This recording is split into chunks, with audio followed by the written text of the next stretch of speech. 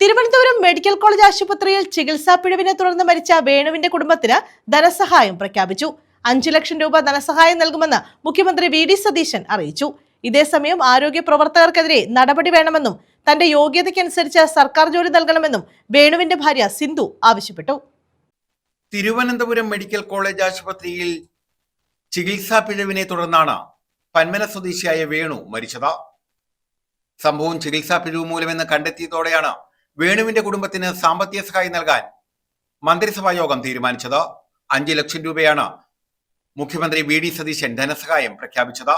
ഇതേസമയം സർക്കാർ അടിയന്തര ധനസഹായം പ്രഖ്യാപിച്ചതിൽ ആശ്വാസമുണ്ടെന്ന് വേണുവിന്റെ ഭാര്യ സിന്ധു പറഞ്ഞു. നമ്മുടെ സർക്കാർ അധികാരത്തിൽ കയറിയിട്ട് 3-4 ദിവസമായതേ ഉള്ളൂ. ഞാൻ ആദ്യം തന്നെ സാറിനൊരു നിവേദനം കൊടുത്തിട്ടുണ്ടായിരുന്നു. അതനുസരിച്ച് മുന്നോട്ട് നീങ്ങുകയും എനിക്കിപ്പോൾ 5 ലക്ഷം രൂപ അനുവദിച്ചു. ഒരുപാട് സന്തോഷം തോന്നി. കാരണം നമ്മുടെ LDF സർക്കാർ ഭരിക്കുന്ന സമയത്താണ് എൻ്റെ ഹസ്ബൻഡ് മരിച്ചത്. ആ ഒരു വോയിസ് റിപ്പോർട്ട് ഉണ്ടായിട്ട് പോലും, റിപ്പോർട്ട് അനുകൂലമായിട്ട് വന്നിട്ട് പോലും നമുക്ക് യാതൊരു സഹായങ്ങളും തന്നെ ഉണ്ടായിട്ടില്ലായിരുന്നു. ഇത് ഇപ്പോഴും 5 ലക്ഷം രൂപ അനുവദിച്ചു. അതുപോലെ തന്നെ ഈ 5 ലക്ഷം കൊണ്ട് എനിക്ക് എൻ്റെ കുടുംബത്തിന്, എൻ്റെ മക്കളെ മുന്നോട്ട് എനിക്ക് കൊണ്ടുപോകാൻ പറ്റത്തില്ല. ഞാൻ അന്നും സർക്കാരിനോട് ഞാൻ ആവശ്യപ്പെട്ടത് എൻ്റെ വിദ്യാഭ്യാസ യോഗ്യതയ്ക്കനുസരിച്ച് ഒരു ജോലിയാണ്.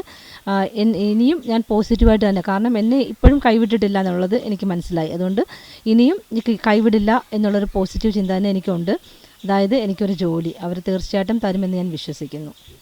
ഞാൻ പറഞ്ഞതുപോലെ തന്നെ സാറ് എന്തായാലും അത് വൈകിയാലും എന്തായാലും എനിക്കത് ഒരു പോസിറ്റീവായിട്ടുള്ള ഒരു നടപടി ഉണ്ടാകും എന്ന് ഞാൻ വിശ്വസിക്കുന്നു. മെഡിക്കൽ റിപ്പോർട്ട് എന്ന് പറഞ്ഞാൽ നമ്മുടെ ആദ്യത്തെ റിപ്പോർട്ട് നമുക്ക് പോസിറ്റീവായിട്ട് വന്നു. അവിടെ സിസ്റ്റത്തിൻ്റെ തകരാറാണെന്നും പറഞ്ഞ് അവർ രണ്ടാമത്തെ ഹിയറിംഗ് വെച്ചു. അതിൻ്റെ റിപ്പോർട്ട് എന്താണെന്ന് പോലും ഇതുവരെ അറിയത്തില്ല. എന്ത് കിട്ടിയോന്ന് പോലും നമുക്ക് അറിയത്തില്ല. ഞാനൊന്ന് വിളിച്ച് ചോദിച്ചപ്പം നമ്മുടെ നേരത്തെ MLA പറഞ്ഞു അത് എന്താണെന്ന് അറിയത്തില്ല, റിപ്പോർട്ട് വന്നിട്ടില്ല എന്ന് പറഞ്ഞു. പിന്നെ എന്നെ ഇങ്ങോട്ട് ഇതുവരെ ഒന്നും കോൺടാക്ട് ചെയ്തിട്ടില്ല.